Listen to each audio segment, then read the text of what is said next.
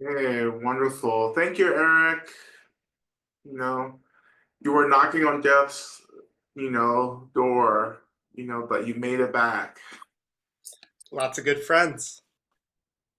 You rely on the help of your friends. I hear that. So, and thank you everyone for being here. And thank you for those of you who are new to the space as well. This is indeed Medicine Buddha, of course, preceded by a little bit of a discography hour or 15 minutes of music, rather.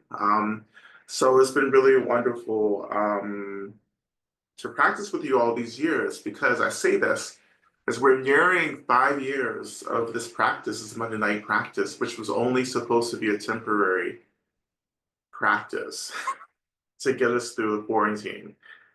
And it just has kept going. So 5 years in, I guess in April next month, May, perhaps the end of this month, but I'll have to double check. But this is our 5th year coming up. So we're keeping it going. I guess is this the practice session that'll never end? you know. So thank you. And some of you have been a part of this since day one. I know many of you have, some of you, I don't know, I don't really see everyone on my screen, but thank you for being a part of this, however long you've been a part of this. Thank you so much. This is a space of healing. This is a space of really going deep into these practices and really trying to make them relevant for you and where you're at, right? I'm really grateful for all the practice leaders who take this practice when I'm not here and just, you expand on them, you innovate. I just really love that. It's a kind of permission that I didn't have when I was coming up in the lineage. Every time I tried to deviate, to be told, oh, that's not what we do, that's not the tradition, which is understandable, right? But these practices aren't sustainable until you get creative with them, I believe. If you're not creative and innovative, they just become so like rote or like you just kind of like go on autopilot. You lose a real connection and awareness of the dynamic, changing, living quality of these practices. They just become something you do, you know. Um, but really understand medicine Buddha and really all the Buddhas, right? Shinrezi, Tara, understanding deity practice as practice that has to be living and interesting and dynamic and fluid, right? To trust that these Buddhas that we're evoking tonight, for instance, Medicine Buddha, to trust that when we evoke Medicine Buddha is here, Medicine Buddha shows up, right? We are we are shaping emptiness into a medicine that is appropriate for us, that meets us where we are, right? Emptiness is the medicine. I would say emptiness is more than just the medicine. Emptiness is the goal, you know? And I would say medicine Buddha and all the Buddhas are the medicine to get us back to that experience of the goal, which is liberation. So medicine Buddha in this case is the bridge, right? Now we use this language in Shantideva's prayer at the end of our session, right? May I become a bridge for those who journey, right? A protector, right? May I become the medicine and the doctor, right? And this is what we're asking from emptiness itself. This is what we're praying to become, but this is also what we're asking from emptiness itself. May you become what I need to get back to you. Show me how to return back to remembering you. This is all we're only thing that we're doing in any deity practice in Buddhism. Particularly this lineage of Buddhism, Tibetan Buddhism, or Tantric Buddhism, right? We're trying to get back to the remembrance, right? And then the Buddhas are emerging to become the bridge for us to return back, right? Because we just can't say, okay, let's do emptiness, let's remember, right? What's that? How do you do that, right? But instead, we pray to emptiness, we pray for medicine, we pray for solutions, we pray to be shown, and then emptiness shapes itself into what we need, right? It shapes itself into Tara, it shapes itself into Medicine Buddha, right? Shapes itself into Chinrezi, right? Dare I say, emptiness shapes itself into Jesus, right? You know, emptiness takes the form of our most liberated aspirations, right? And that's the only way.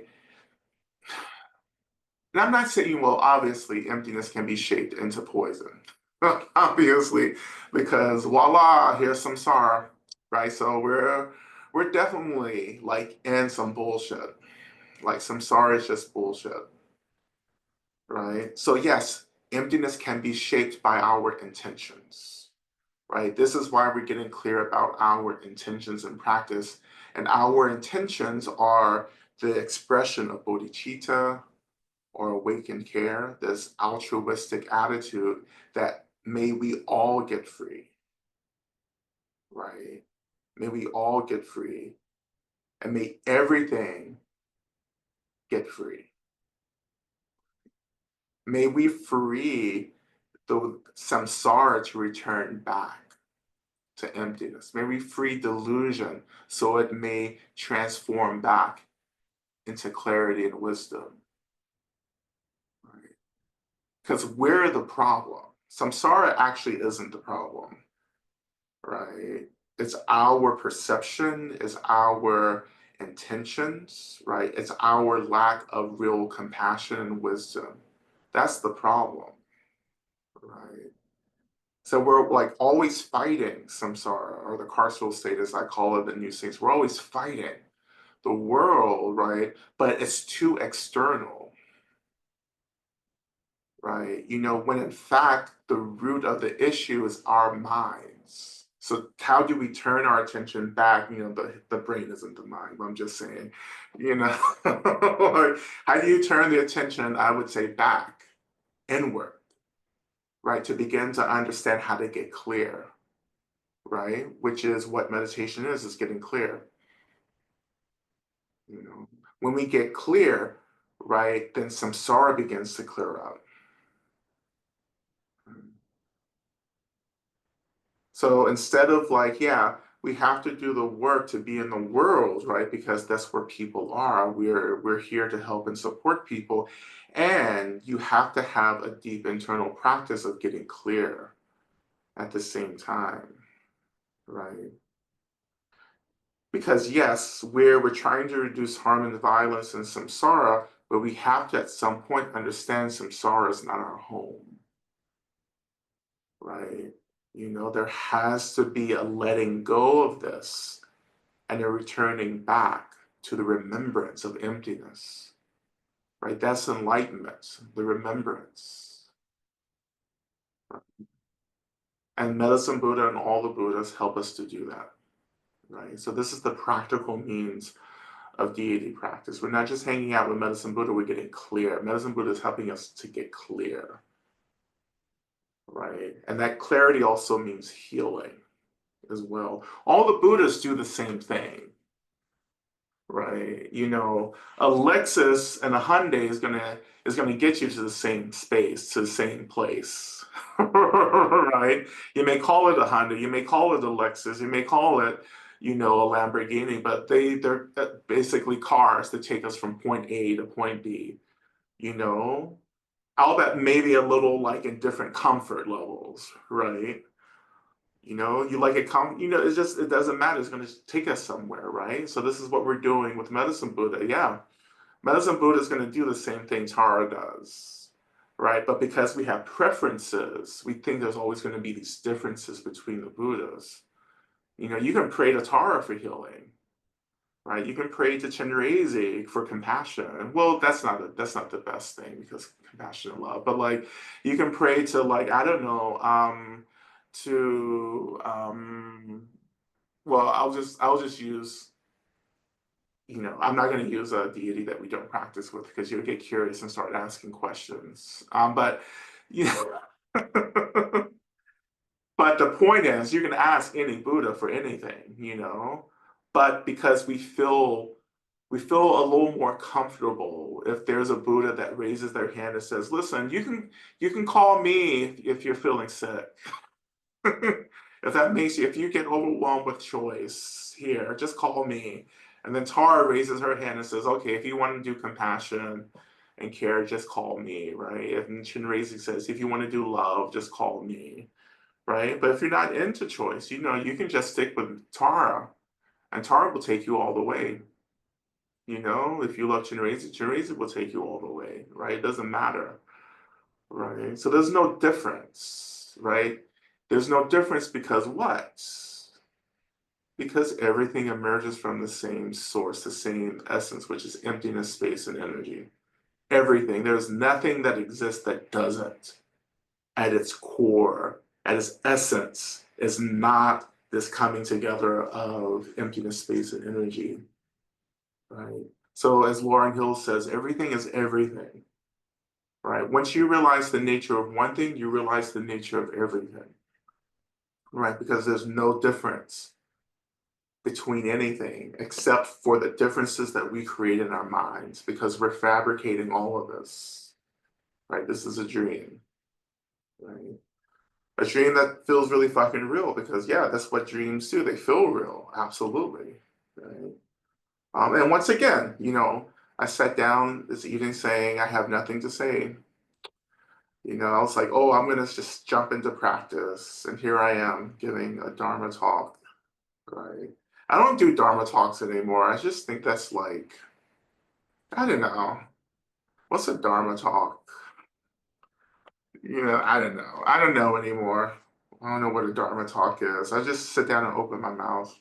you know.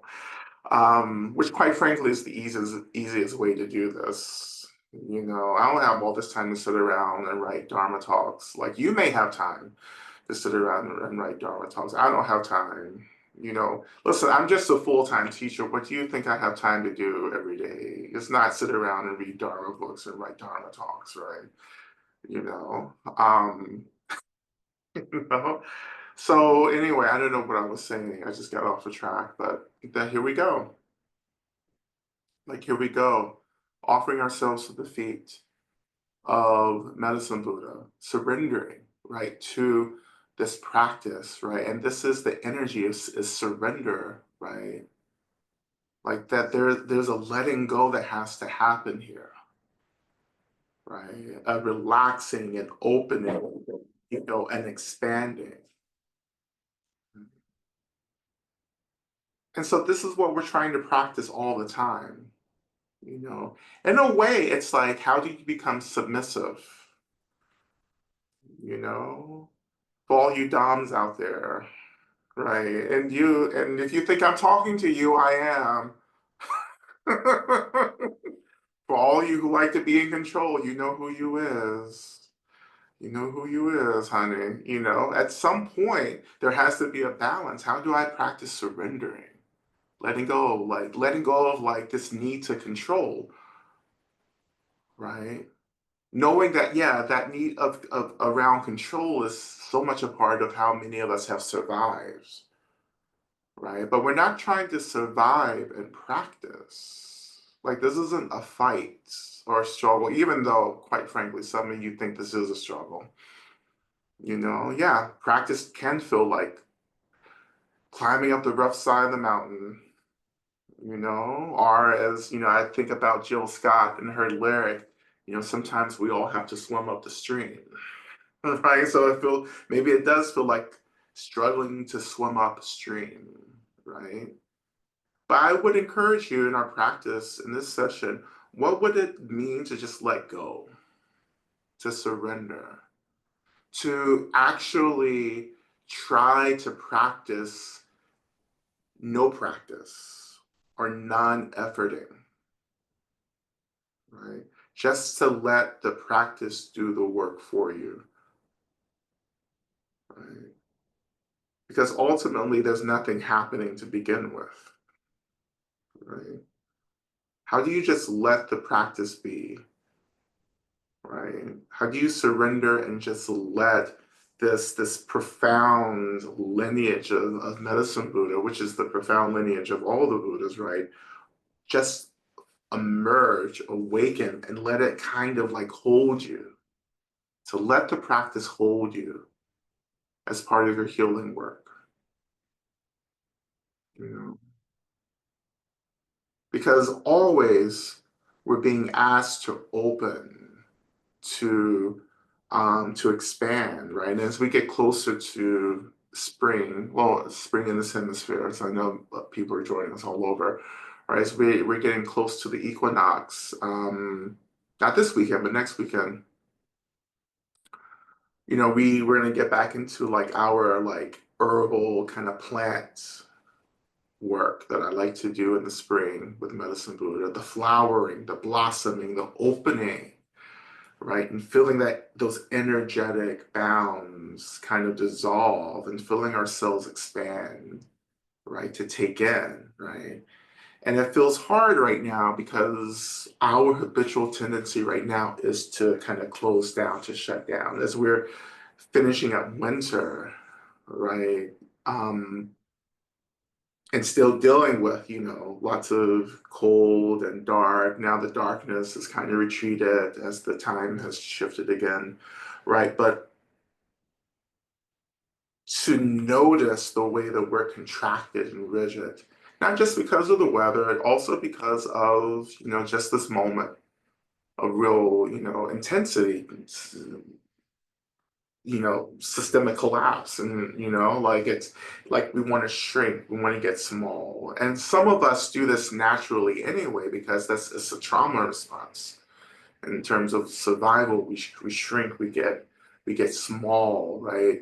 But how do we relax and open, right? And lean into, right, the dream, right? Because you can't transcend the dream until you deal with the dream, till you tend to the dream, till you lean into the dream, right? Because the leaning into the saying yes to the dream is how we begin to figure out how we're creating the dream, right? So when we surrender into the dream, we get close to understanding the mechanisms of the dream itself, right? And you begin to understand how you're participating in the creation of this moment. But we have to say yes, we have to open, we have to experience what feels okay for us to experience, you know, bit by bit. Like we don't just experience everything all at once, right? You know, but we do bits and pieces at a time, right? That's what I mean by consuming the chaos or eating the chaos or just eating it. Like we're training, this is the path of experience. We're learning to experience bit by bit as much as possible, right? We're opening to it, we're eating it, right? And it's also why I call it metabolizing. So I have lots of language for this, right? To metabolize is to experience and to not react, right? But to respond. The reactivity is one of the many things that fuels, right? The workings of samsara. It's like our reactivity is like a turbine that generates this energy, this overreactivity, this hyperreactivity over and over again, right? Because the hyperreactivity is actually a form of distraction that keeps us from actually experiencing anything, right? But to experience samsara is to begin to be freed from samsara, right? And we're not experiencing as much of this as you think you are, you know? Like you have to, and what we're doing in our practice is learning how to touch the ground. We have to touch the ground. We have to touch the earth. And most of us aren't touching the earth. We're suspended in the air, right? And we think we're working it. We think we're doing it, but we're just treading air, right? But we're trying to land on the ground, to feel the ground, to feel the earth. Once you feel the earth, then there's real movement, there's real journeying that can happen, right? But you have to have the courage to touch the ground, and many of us are terrified because to touch the ground means that we begin to tell the truth, we begin to experience what's happening.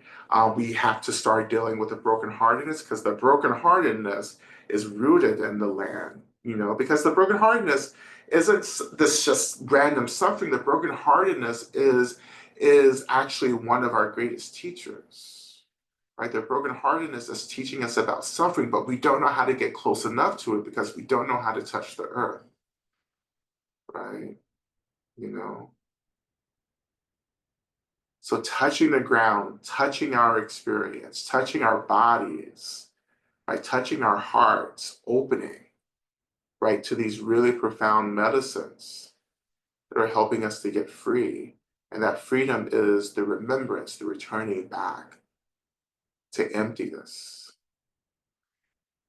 Not emptiness as this nihilistic, void, cold experience, right? But emptiness in terms of a returning back or a remembering of our most profound, innate potential, fluidity, expansion, our boundlessness, our unlimitedness, right? When you start, and this is the last thing I'll say because I was supposed to have started practice 20 minutes ago, but like,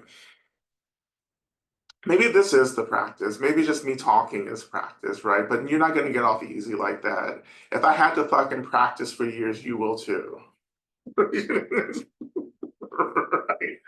I love listening to my teachers give talks, but then they were like, okay, go and meditate. I was like, no, I don't feel like that's not interesting. The stories that my teachers told were much more interesting than the stories I was telling myself in practice. Anyhow, right? But like this returning back to emptiness, right? This returning back again, not nihilistic, not cold, not void, but potential, fluidity, openness, right? And I think that, sometimes when we get kind of like freaked out sometimes by our agency and our power, our creativity, by our fluidity. Sometimes we that scares us. And that fear is a reaction that actually ends up in a real experience of contracting and shutting down. And maybe like that's one of those like origin stories for how samsara was created. It's like, we were awakened beings and I don't know, something happened and we started reacting to our potential. And then that reaction resulted in limitation. We started getting limited, right? We started pushing away the fluidity and wanted to find safe space that we could control, like, and manipulate it, right? And here and there and samsara appeared as this very limited experience that felt safe, but actually became carceral for us. And to remember in the practice, again, the point of this practice is to remember our unlimitedness. And emptiness is the expression of unlimitedness, of expansion, fluidity, movement, right? Of really touching the ground, touching the earth, right? So anyway, so that's where we're going to be working with, as we always do in our practice. Just a reminder to go ahead and get your prayer requests posted on the prayer doc as we begin. And as we begin, I really encourage you to allow your body to come into a position that feels appropriate for practice.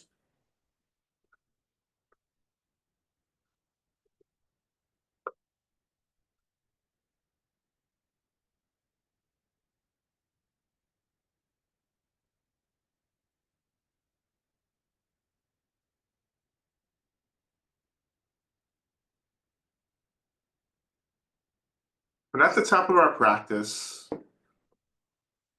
let's reflect on why you're practicing to begin with. And I'll give you your first intention for practice, which is to get free. We are practicing to remember.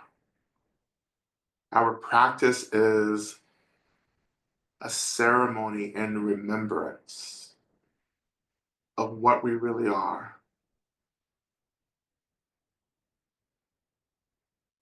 To remember our awakened nature, which is to say, the remembrance of our emptiness, that our minds are this expression of emptiness and energies that are very conscious.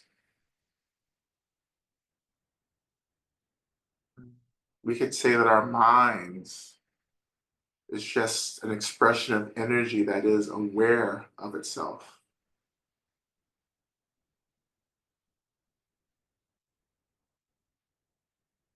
Energy held in boundlessness, unlimitedness, which is space itself, unlimited. And the nature of that just being completely free, like there's no there, right?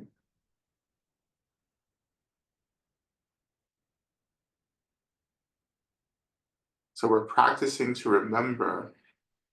And as we're practicing to remember, our remembrance, this ceremony of remembrance, is also helping to benefit, to help others to remember.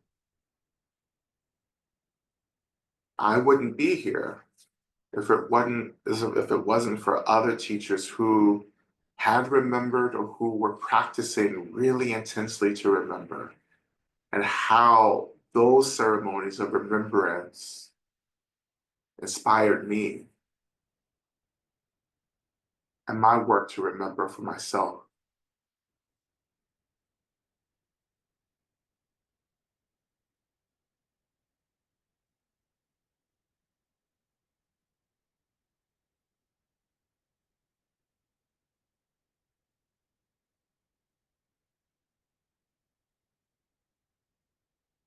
And as we continue in this first opening stage of practice, I invite you just to reflect on how you're doing. You can do a check-in with yourself, right? How are you feeling, right?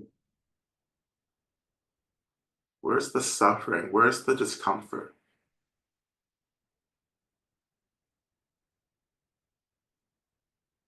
You can reflect on the world right now, our communities, the countries that we're living in, these nation states, right? What's going on in the places that we live, what's happening on the lands that are holding us. How are we struggling?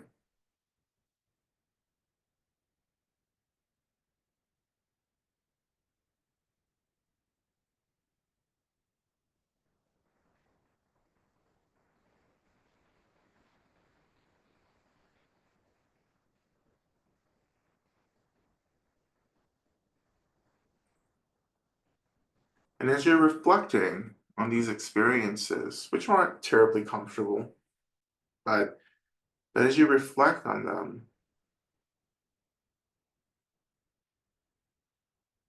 somewhere there is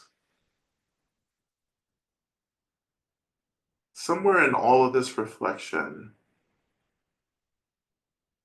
there may be a clue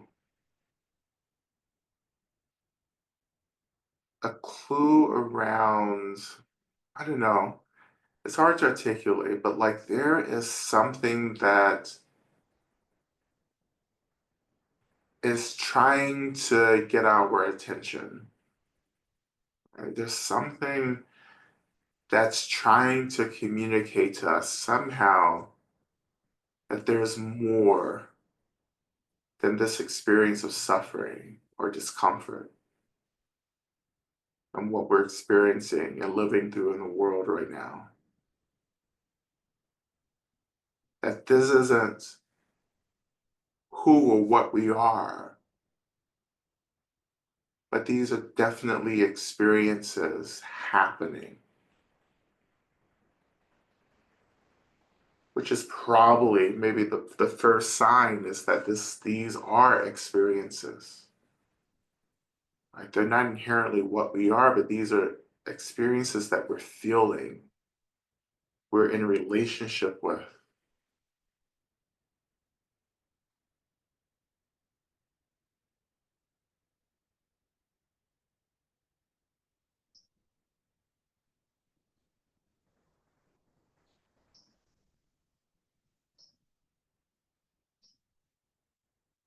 And that there's more than just this discomfort, there's much more.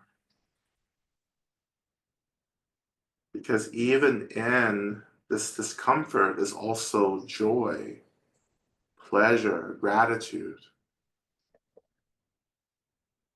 there's happiness for some of us.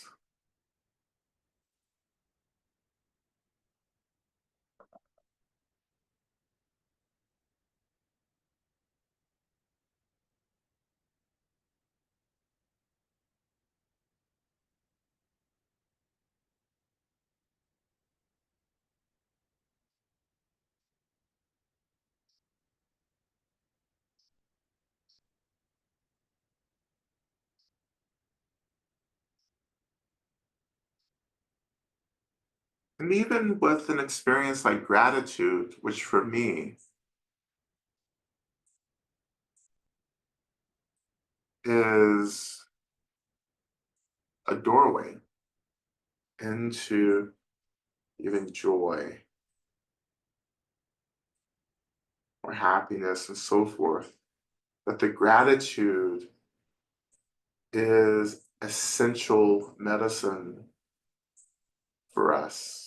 Like that's the gratitude is the medicine we have to really hold on to in this moment. And the ultimate gratitude is the recognition that we are not the suffering, but suffering is an experience. And though I have to like experience this, it's not inherently what I am. For me, that generates this profound gratitude that actually begins to open up much more space for me to be in relationship to the discomfort or the suffering.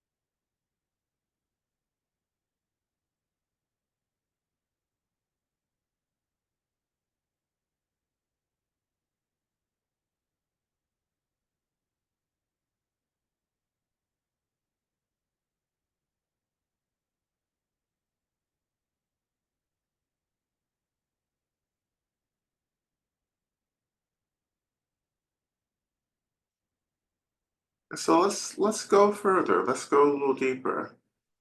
So let's touch the seats. Let's notice the weight of our bodies in the seat rising to hold us. And this is when we're taking our seat, which is a very profound practice. Taking your seat, which is only to say that you are acknowledging that you're being held and you're surrendering to this holding by the seat to begin with, right? But to take your seat is to acknowledge the holding of the seats, allowing your body to take up space on the seat.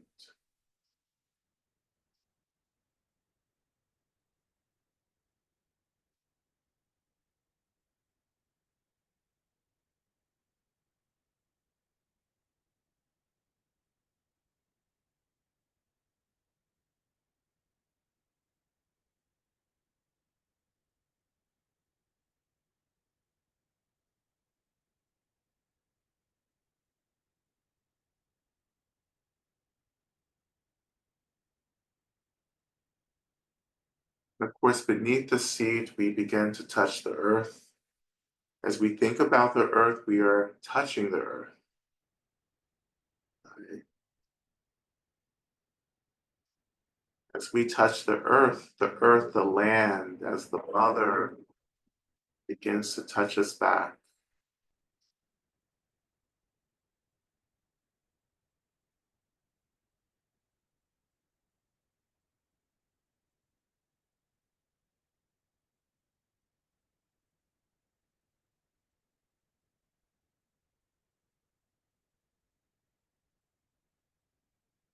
What does that touching feel like? And of course, this can be very subtle, very abstract, but what is it? What is your experience of this kind of energetic psychic touching of the earth? And how do you experience the earth, the land, touching you back?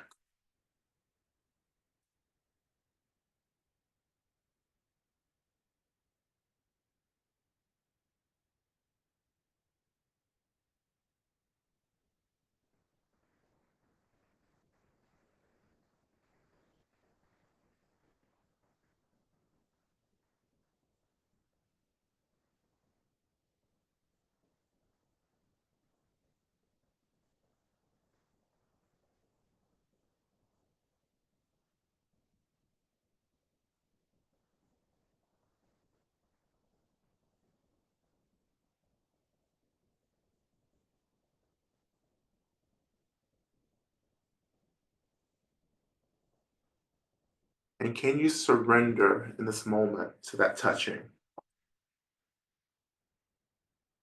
And don't think about it too much. Just do it. Don't think, just do it. Surrender to being touched and really held by the land.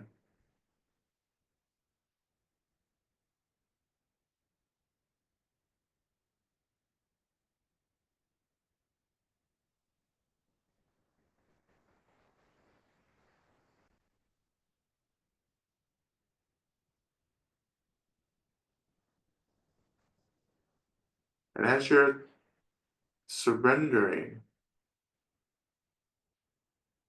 I want to invite you to offer to the land everything that you're struggling to hold for yourself.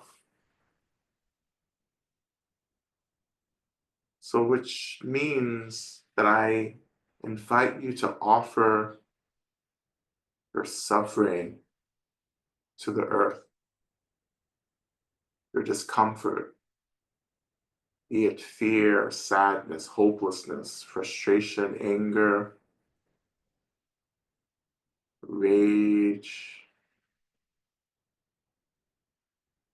confusion, apathy. Offer your grief.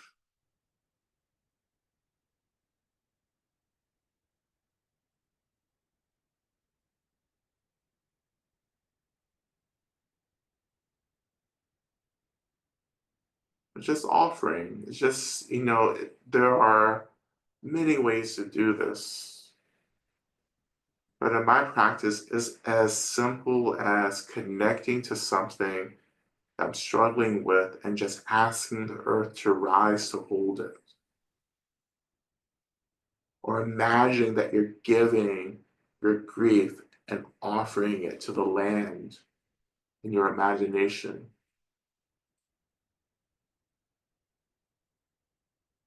Because the point is to disrupt our clinging to these experiences.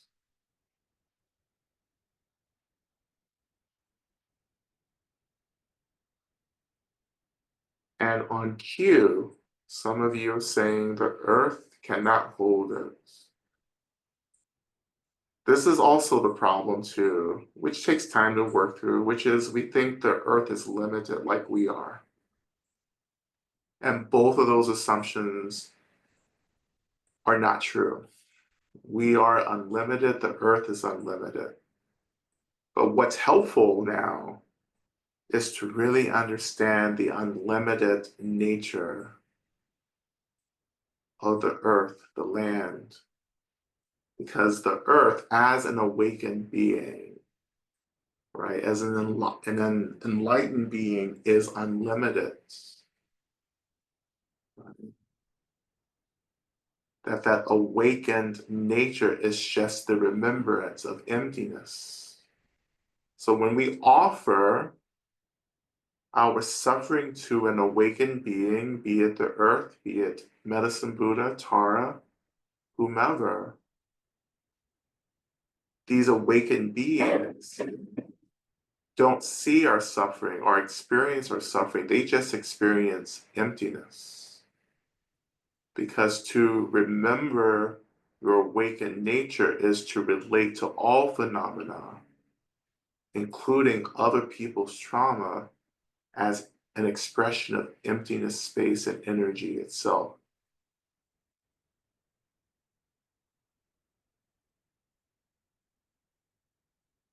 So maybe for some of us, the real struggle isn't our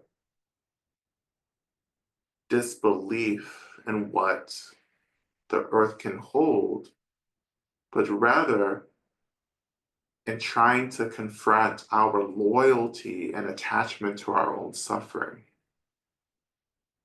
Maybe that's the real issue, not distrusting the earth, but trying to disrupt the ways in which we have come to be quite loyal to suffering.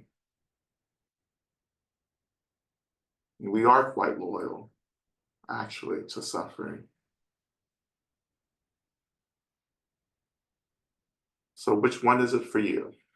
Are you afraid that the earth can't hold it, or are you afraid of disrupting your loyalty to discomfort?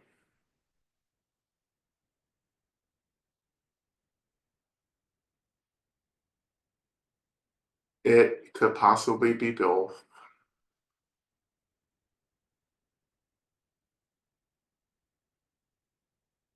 And when it's both, that's what I like to say, that your shit's really fucked up. That's a whole bunch of work to get through. So, but this is why we have Medicine Buddha every Monday night to work through it.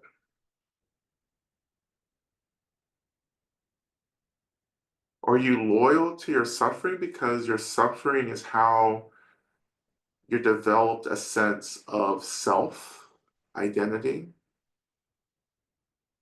Is who you are derived from your experience of suffering?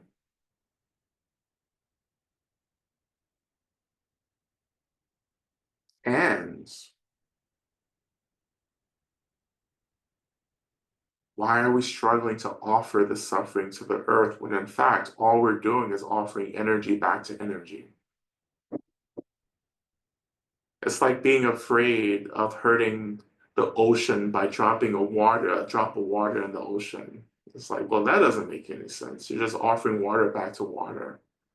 But in the same way, this is the same thing. We're just offering energy back to energy.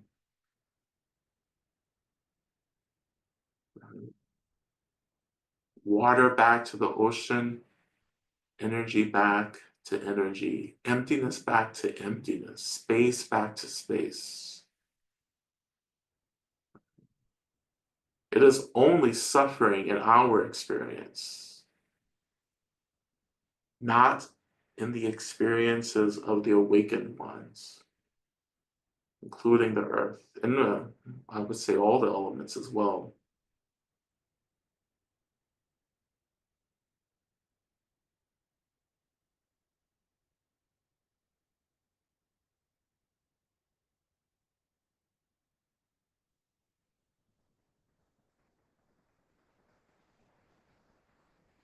But I encourage you to keep going.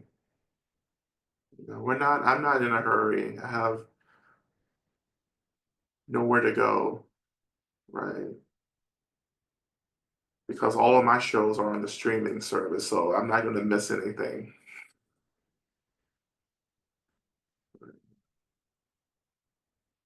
So Golden Girls is waiting for me after this, so don't worry, you're not going to help me miss anything.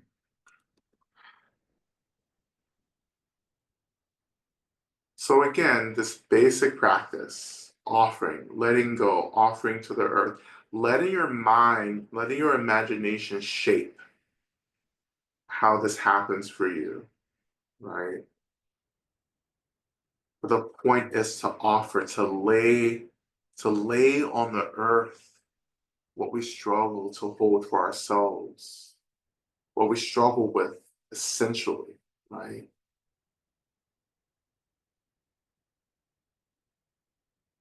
And the more we learn to do this, the more we practice this, the lighter, the more fluid we start becoming.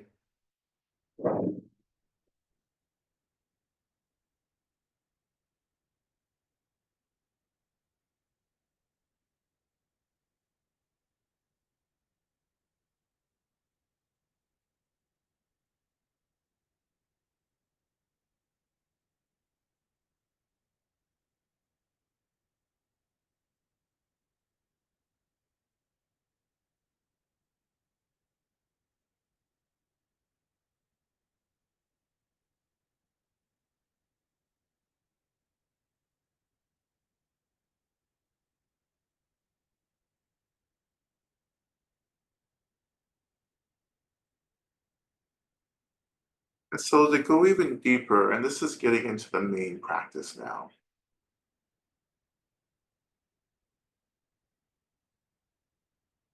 I encourage you to just notice, identify if you haven't already, but chances are you have been doing this, but to really begin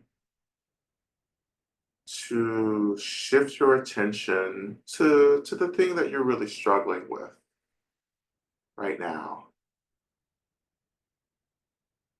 And let's get real, like, I guess, meta about this. I don't know how to use that word. I just put it out there, just hoping that may be the correct way to use it.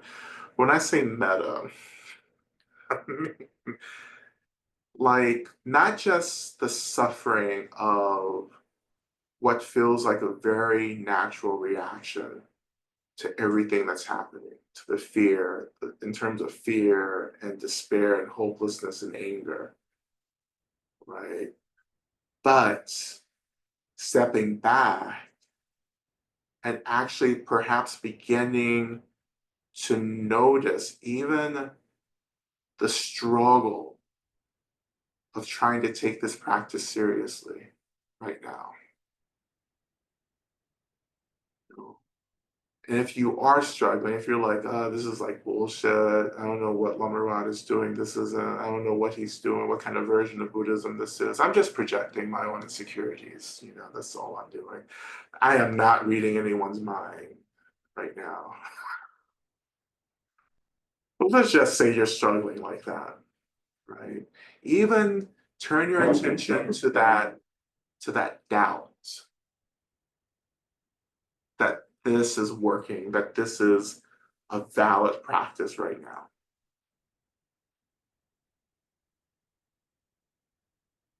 And what could be useful for some of you is to turn your attention to your doubt around the potential to get free, period.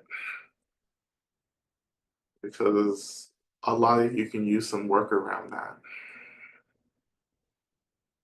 So wherever you want to go, it's important.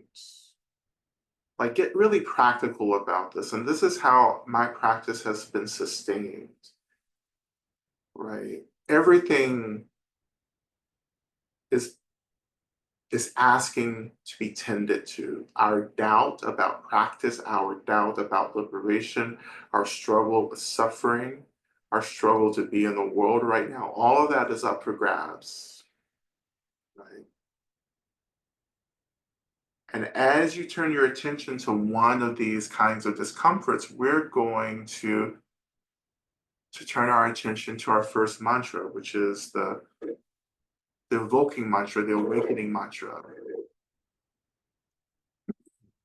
Om Min Sange Kino Soha. Medicine Buddha, please think of me. Please remember me. Please gaze upon me. To chant this, to ignite officially or formally the consciousness of Medicine Buddha, of the great healer. And we begin with and then we'll chant the mantra 3 times, and then end with the okay? So we begin.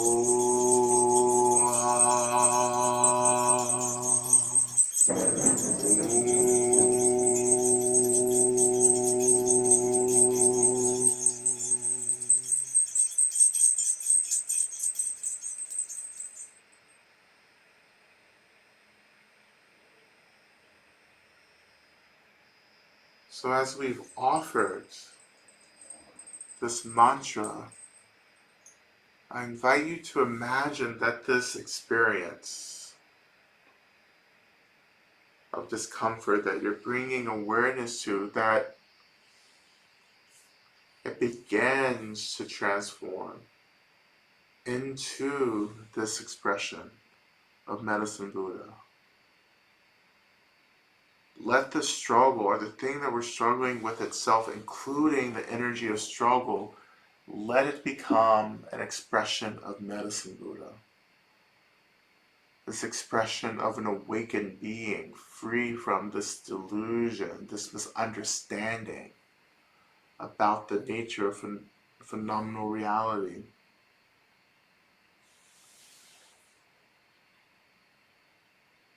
Begin to free the struggle and the discomfort that we're struggling with. Let it be freed within this awakened nature, this awakened consciousness of this great Buddha.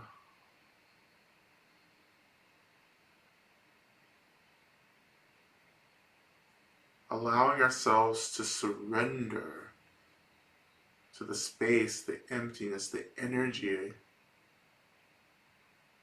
that Medicine Buddha is beginning to awaken for us in this practice.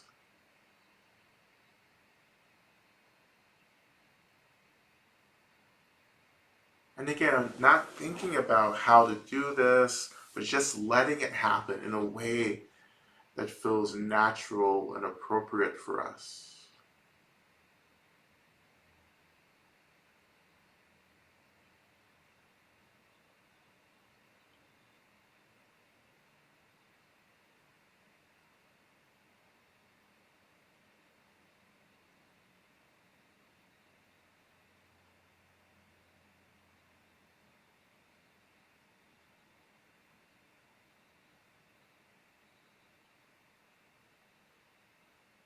And so when you're ready, we turn our attention to our main mantra, Teata, Baconze, Ma Baconze, Rasu Sumungate, Soha.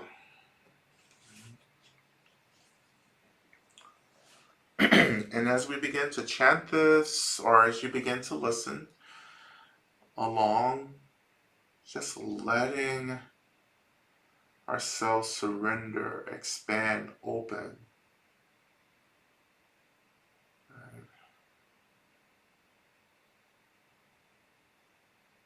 Let's begin to tend to what we struggle with by just letting go of the reaction, the reactivity, and just letting it be. Trusting that we are being held by Medicine Buddha and all the Buddhas, who themselves are simply ways in which emptiness has shaped itself into medicine for us in this moment.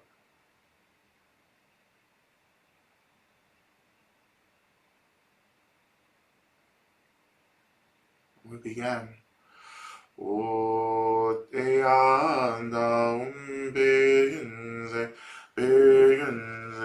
ma beginze, razu sumungate soha.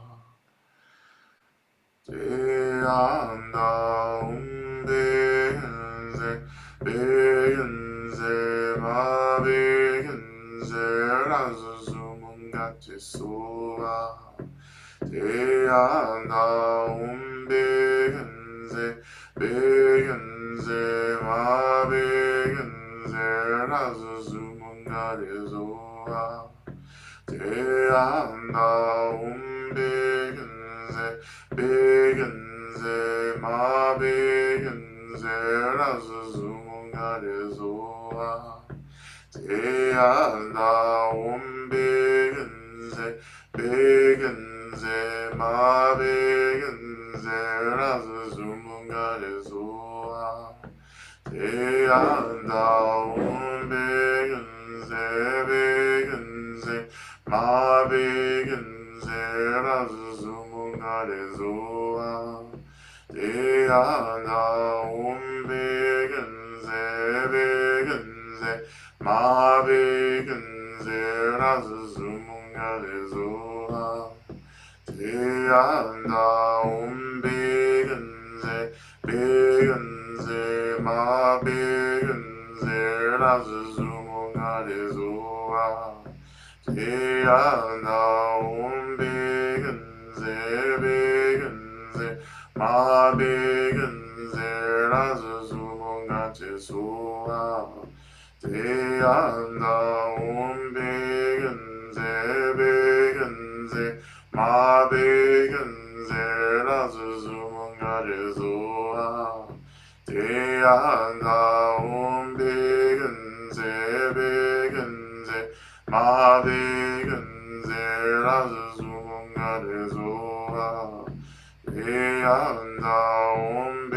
ma beginze, razu sumungate soha. Te anda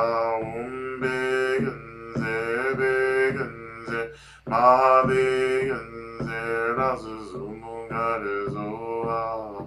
Te anda beginze, ma beginze, razu sumungate soha. Te anda beginze, ma beginze, razu sumungate soha. Te anda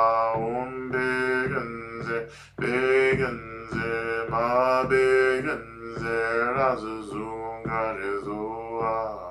Deyanda umbegenze begenze ma begenze razu sumunga tesoa.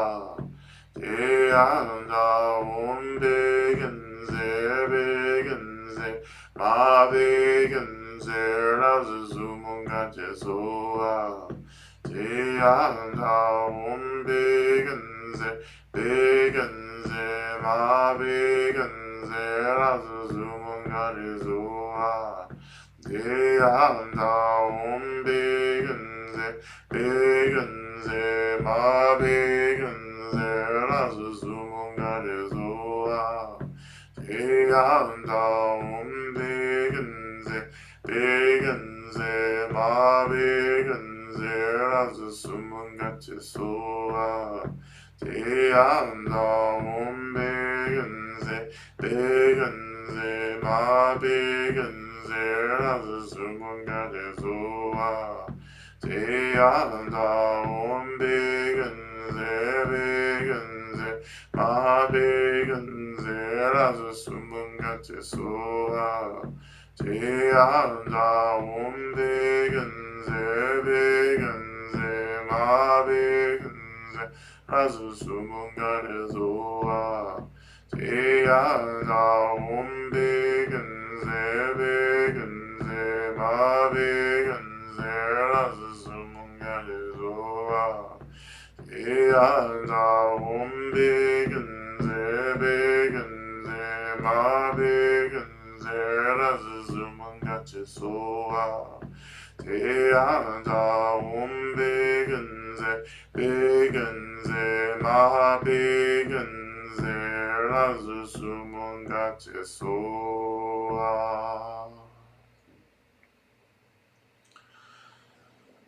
So beginning to lift up the prayers, offer the prayers from the community, and again we call into the space all the beings who can hold these prayers, all the Buddhas, Bodhisattvas, Dharma protectors, all beings of light, all guardians and spirits of the elements, to all of our benevolent ancestors, to all beings of light, to every being in this universe who is dedicated to liberation from delusion. We call you into this space and we offer these prayers. We come with the purest intentions to be of benefit and to see the end of suffering.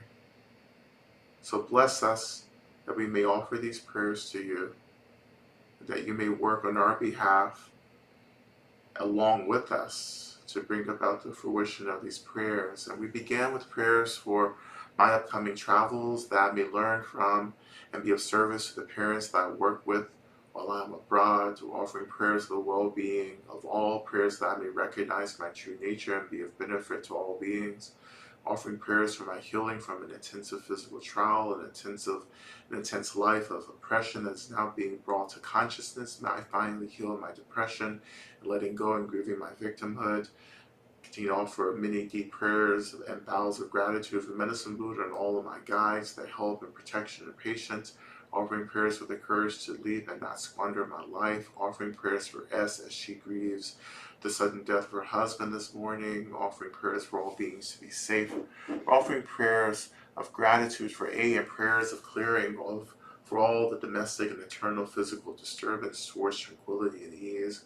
Offering prayers for M that he prioritizes stillness, tenderness, responsibility, learning, and awakened care for himself and others. Offering prayers for Pauline that she accesses the resources to get free. Offering prayers for Jeffrey that this month he lands employment that is lasting, lucrative, and fulfilling. Offering prayers for wisdom in the midst of conflict with loved ones. Offering prayers for support and love to rain down on Em and her whole family, that they all find healing for the violence and traumas they've been through. May they find relief and peace and ease and all that they need. Offering prayers for myself that I find guidance and wisdom as I consider the next steps in my life. May I have the support I need to make decisions that sow seeds of growth, freedom, and thriving in my life.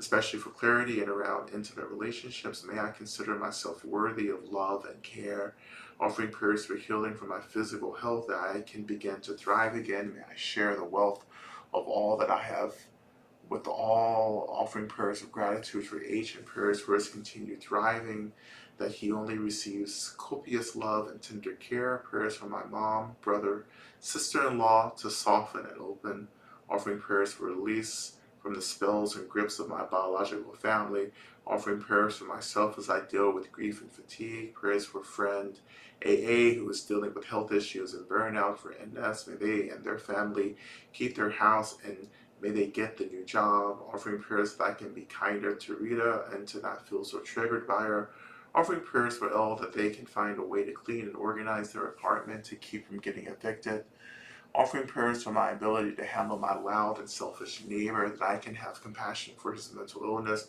but still feel empowered to create the boundaries that I can, offering prayers for gender diverse people and people in Palestine, Congo, Syria, Ukraine, and Yemen. May all have what they need, offering prayers for my continued exponential growth and flourishing as spring and emergence draws me out and demands more. Please help me feel safe externalization. Prayers for gratitude for Lillian and her continued protection and thriving. Prayers that my new project benefits myself and all beings. Please help me feel safer in my relationships, more honest, authentic, more relaxed, less activated, less confused, more clear, and more accepting. Offering prayers for John Sewell, who is the father of my friend Karen B., who is 98 and entered hospice tonight. Prayers for John and their whole family at this time. Offer prayers for my intense anxiety, which seems to be related to both present life and past life experiences. The current tide of events feels far too familiar to Germany when Hitler and the Nazis took over. The intersection of physical, emotional, collective challenges is extremely difficult. Prayers to rely on my practice and to be reliable for all others who need support. Offering prayers for my children and grandchildren and all others who are stressed out at this time. Offering prayers for Muhammad Ali, the Palestinian student who was picked up by ICE over the weekend, and for his family and all people who are being impacted by these policies. May my sweet Fairchild little soul who's suffering from illness experience strength and peace. May everyone whose mental health has been impacted by these atrocious times also grow strength at moments of peace and love you. Offering prayers for Nellie, Kathleen, Matthew, Annette, Sergio, Elder Commons, Muhammad Khalil and his wife. Offering prayers to endure perimenopause without being extremely or completely insane. Prayers more specifically for my brain, prayers for deep rest and sleep, prayers for healing, prayers for peaceful interaction, prayers for my home coming together and for slow and steady productivity, prayers to become the medicine, prayers for N, R, J, and C, prayers for dearest Lama Rod, prayers for all beings and realms and timelines to be free, prayers for the abolition of all forms of carcerality, prayers for a beloved community working towards liberation and abolition, prayers for M and R, may they experience healing and freedom, offering prayers for creativity and connection, prayers for Ellie, prayers to let go of craving a supportive mother and an alive sister, prayers for Shannon that she may receive the medicine she needs and choose freedom in this life, prayers for Carly as her Saturn returns, prayers for the Henny Penny and all of us. It feels like the sky's falling with all of the plane crashes, prayers of healing for the victims, family members, communities, and the world. Ashe. Offering prayers for finding the perfect home for Luke and myself, prayers for Royale and Sophie. May the heartache that once seemed heavy now soften, transforming into wisdom, compassion, and deeper understanding. May forgiveness blossom, not rush, be unfolding in its own time, bringing peace for each of us, both within and between. Offering prayers for J and C, may they release suffering, remember their all unlimited nature. May I learn to release resentment and embrace ease. May conflict diminish. Offering prayers for Ren, that they find clarity and peace in the experience of pain that they're having, that they heal their gut. Prayers that I set the boundaries I need to focus my energy into my greatest aims and purpose. Offering prayers for F, that they complete the spiritual work that they need to find and integrate the greater wholeness that they seek. Offering prayers that I may find a constant spiritual practice that is appropriate for me. Offering prayers for D and J and everyone coming together tomorrow to process and reckon with the racism-based or racism-related harm that has transpired in our organization. May we handle the meeting with awakened care that has rippled effects of benefits for all beings born and yet to be born. Offering prayers to let go of trying to control how my relationships take shape and letting love be boundless, remembering it already is. Offering prayers for us to get free as soon as possible, to be of service to the liberation of all beings. Offering prayers for Claire, George, Barbara, and my ancestors. Offering prayers to my health and all the providers I'm working with. Prayers for all of my loved ones. May we all have what we need. Prayers that we remain protected, safe, and that continue to do this work of liberation together. Offering prayers for my beloved. Prayers for abundant resources. Prayers that we remember we are free. Offering prayers for my mental health recovery and the safe reuniting of my mind and body. Prayers that I am able to get the support I need to ground, experience embodiment, align with right relationship or right relation between myself and others. May I regain the knowings that protect me from bypassing. And offering prayers that I find ways to protect myself from internalizing violence and its compounding amidst current limitations. And offering prayers that I may release perfection, hold on to my reality, and regain my own sense of one realness. Offering prayers for the opportunities and places to transmute my grief in the collective and stop holding on to all of these truths on my own. Prayers for protection through this. Prayers against spectacle and the urge to self-abandon. Prayers I may transmute past and current experiences of objection, but offering prayers of support and guidance in my coming life decisions. Let my beloved in my life be taken care of so that I may follow the path that is mine. And offering prayers for Kelsey and her family as they say goodbye to her father-in-law. Prayers that he is surrounded by love and care in this transition from this life. Prayers for all those standing up against fascism and for their safety. Offering prayers to my mother as she continues to navigate Alzheimer's, to Pi in the event of her mother's passing, to Roy Ayers and his transition, and prayers to my extended family in Gaza, the West Bank, the Sudan, and the Congo. Offering prayers for R and his wife as she navigates the Bardo, as she finds peace in her next life. I offer prayers also for Beverly Taylor as she transitions into the Bardo and spirit world, as she be held by the ancestors, and may she continue her awakening into becoming an ancestor.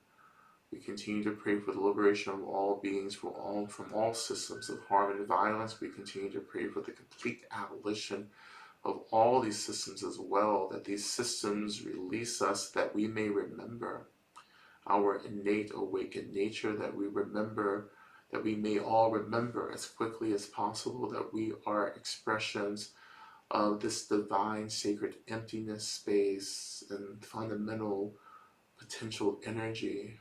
May we all return back to this remembrance as quickly as possible. May we all become Buddhas now. May this be so as quickly as possible.